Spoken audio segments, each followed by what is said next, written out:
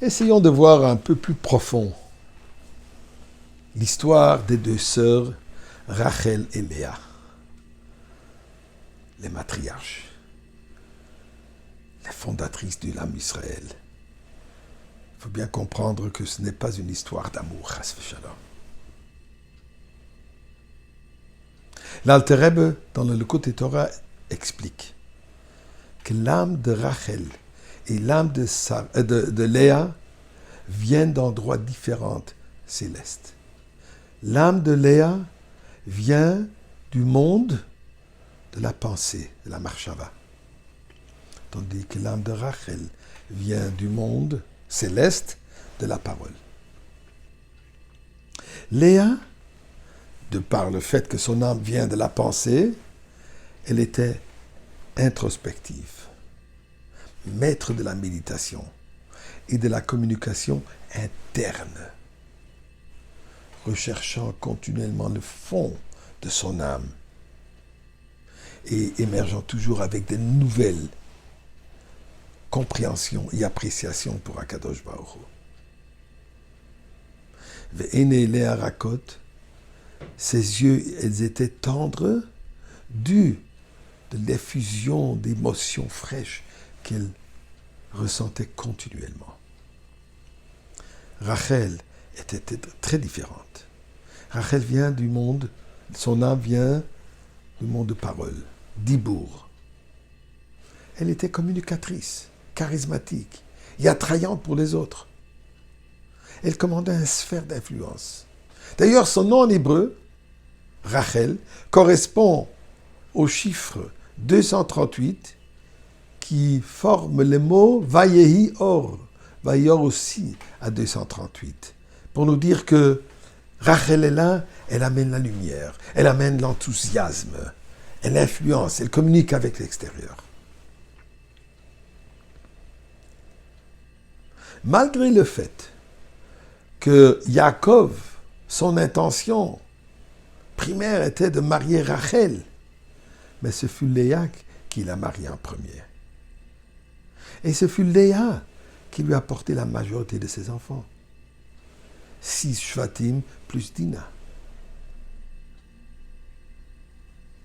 Malgré cela, malgré le fait que Rachel était stérile, il y avait un amour absolu entre ces deux, une compassion absolue entre ces deux, une attention de une à l'autre. Au moment où Rachel a vu que Lavan introduit Léa à Yaakov le jour du mariage, et réalisant que Léa va être humiliée, elle lui a transmis le secret, le code secret qu'elle avait avec Yaakov, afin que Léa ne soit pas humiliée. Elle était prête à consacrer son mari pour sa sœur, pour ne pas humilier sa sœur. De la même manière, plus tard, quand Léa, malgré qu'elle se sentait rejetée, malgré qu'elle se sentait moins importante dans les yeux de Yaakov que Rachel, et sa seule importance était qu'elle lui amenait des enfants, quand elle a vu qu'il ne reste que 2 garçons qui pourraient être nés, puisqu'il savait qu'il y aura 12 garçons, 12 Shvatim, Léa avait déjà 6, Bila et Zilpa, il avait les 2, ils avaient déjà 2, donc il restait 2. Léa a prié quand elle était enceinte, la 7e fois, que Dieu épargne et donne à Rachel l'opportunité d'avoir 2 garçons. Prêt à donner son enfant pour Léa. Mais malgré cet amour, ces différences, ce schisme entre les deux avait des répercussions à long terme. Yosef, fils de Rachel, fut vendu en esclavage par les fils de Léa, en majorité. Le roi Shaoul, descendant de Rachel, fut détrôné et le trône a été remis à David, descendant de Léa. Et la royauté éternelle, David Melech Chai Vekayam, donnée à Léa.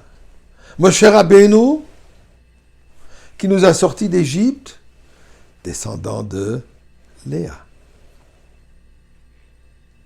Mais c'est Yoshua, descendant de Rachel, qui nous a menés en Eretz Israël.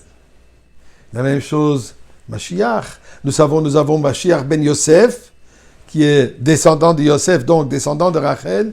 Lui, il prépare le monde pour la venue de Mashiach, qui est Mashiach ben David, descendant de Léa.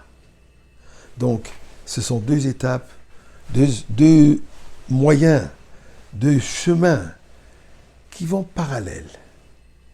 Le chemin de la pensée, le chemin de la parole. Le chemin d'être renfermé sur soi et le chemin de communication. Ce sont ces deux chemins ensemble qui nous mènent vers la Goula que nous espérons avoir, Mashiach ben David, aujourd'hui.